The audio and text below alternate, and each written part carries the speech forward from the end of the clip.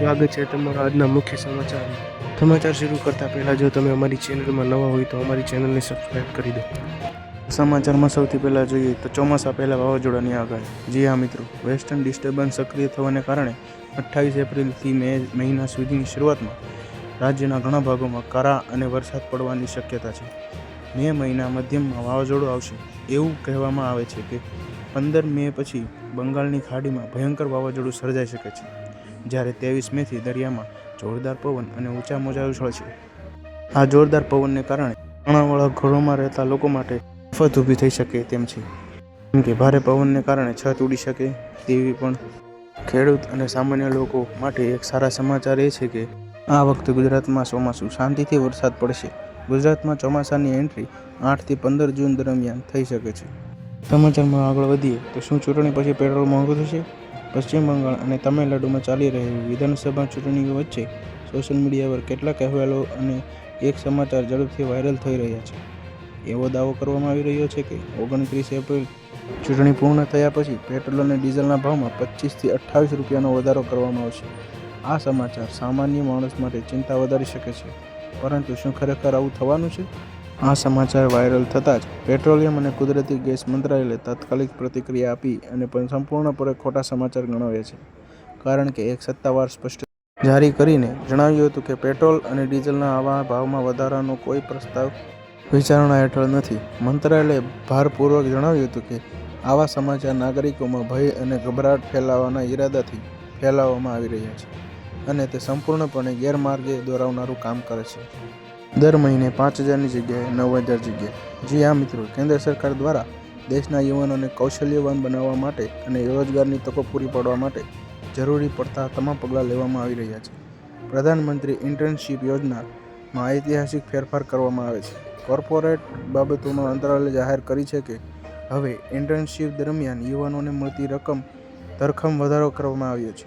આ નિર્ણય પાછળ સરકારનો મુખ્ય હેતુ યુવાનોને ઉદ્યોગના અનુભવ અને આર્થિક રીતે સદ્ધર કરવાનો છે। અગાઉ આ યોજના હેઠળ ઇન્ટર્નશીપ કરનાર ઉમેદવારોને દર મહિને 5,000 રૂપિયા મળતા હતા, જેને વધારીને હવે 9,000 રૂપિયા કરવામાં આવ્યા છે। આ 9,000 રૂપિયામાંથી 90% રકમ એટલે કે મોટો હિસ્સો સીધો સરકાર દ્વારા ચૂકવવામાં આવશે, જ્યારે બાકીનો હિસ્સો સંબંધિત કંપનીની દ્વારા આપવામાં આવશે। આ ઉપરાંત ઇન્ટર્ન અને તેમની જરૂરિયાત માટે 2 હપ્તામાં કુલ 6,000 રૂપિયાની વધારાની નાણાકીય સહાય આપવામાં આવશે। સમાચારમાં વધુ આગળ જોઈએ તો મધ્યમ વર્ગના લોકોને પ્રસંગ કરવા ભારે પડી શકે છે। બાબા વેંગા, જેમને દુનિયા બાલક નોસ્ટ્રાડેમ તરીકે ઓળખે છે, તેમણે 2026 માટે અગત્યના ગંભીર સંકેતો આપ્યા હતા। તેમની આગાહી મુજબ આ સમયગાળા વિશ્વભરમાં એક મોટું નાણાકીય સંકટ આવી શકે છે, જે આખી દુનિયાની અર્થવ્યવસ્થાને હચમચાવી દેશે। આ આગાહીમાં જણાવ્યા મુજબ વિશ્વની બેન્કિંગ સિસ્ટમ ભાંગી શકે છે અને જ્યારે લોકોને કાગળના ચલણ પરથી વિશ્વાસ ઉઠી જશે, ત્યારે દરેક વ્યક્તિ પોતાની સંપત્તિ બચાવવા સોના તરફ વળશે। આ અચાનક બનેલી સોનાની માંગ ભાવને એવી ઊંચાઈ પર લઈ જશે જેની કલ્પના કરવી પણ અત્યારે મુશ્કેલ છે। સામાન્ય મધ્યમ વર્ગ પર તેની અસર ભારતીય સંસ્કૃતિમાં લગ્ન અને તહેવારોમાં સોનાની ખરીદી અતિ શુભ માનવામાં આવે છે, ખાસ કરીને દક્ષિણ ભારતના રાજ્યોમાં સોનાનો વપરાશ દેશ સૌથી વધુ છે।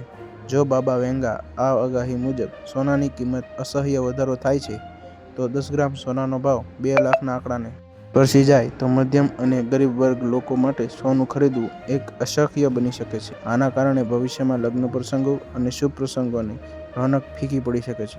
સમાચારમાં વધુ આગળ જોઈએ તો ઇન્ટરનેટ વગર હવે જીવવું પડશે। જી હા મિત્રો, ઈરાન યુદ્ધને કારણે તેલ અને ગેસના પુરવઠા પર પહેલેથી જ અસર પડી ચૂકી છે। હવે ઇન્ટરનેટ પર પણ જોખમ તણાઈ રહ્યું છે। ઈરાને હવે ધમકી આપીને કહ્યું છે કે હોર્મુઝ સ્ટ્રેટમાંથી પસાર થતી ઇન્ટરનેટ નિશાની બનાવી શકાય છે, તેને જાણી જોઈને અથવા ભૂલથી નુકસાન થઈ શકે છે। ઈરાનની IRGC સાથે જોડાયેલી સમાચાર એજન્સી TASNIMના રિપોર્ટમાં જણાવવામાં આવ્યું છે કે હોર્મુઝ સ્ટ્રેટ માત્ર એનર્જી પોઈન્ટ જ નથી, પરંતુ UAE, કતાર, બહરીન, કુવૈત અને સાઉદી અરેબિયા જેવા દેશોમાં ઇન્ટરનેટ પહોંચાડતી કેબલ્સ માટેનો એક અગત્યનો મહત્વપૂર્ણ કોરિડોર છે। સમાચારમાં વધુ આગળ જોઈએ તો શિક્ષણ જગતમાં મોટો કચવાટ।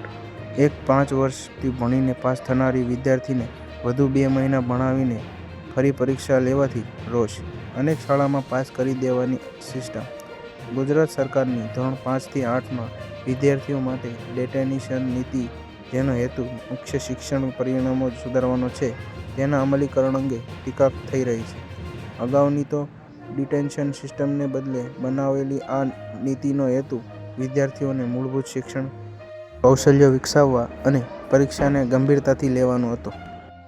સમાચારમાં વધુ આગળ જોઈએ તો ગુજરાત માથે દેવાનું ભારણ. જી હા મિત્રો, બીજો આવક કરતાં 2.5 ગણું દેવું, 3.65 હજારનો બોજ. ગુજરાત સરકારનું દેવું વર્ષ 2026-27 સુધીમાં 4.87 લાખ કરોડનો અંદાજ છે. રાજ્યના દરેક નાગરિક પર સરેરાશ 3.65 માથાદીઠ દેવું નોંધાયું છે. ગુજરાતમાં એક સરેરાશ પરિવાર પર 3,05,970નું દેવું ગણી શકાય. વર્ષે 1999 થી 2000માં રાજ્યનું દેવું માત્ર 18,510 કરોડનું હતું, જે હવે આસમાને પહોંચ્યું છે.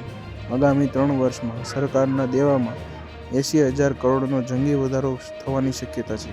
સરકારની કર અને બિનકર આવક વધતા છતાં દેવા પારની નિર્ભરતા સતત વધી રહી છે.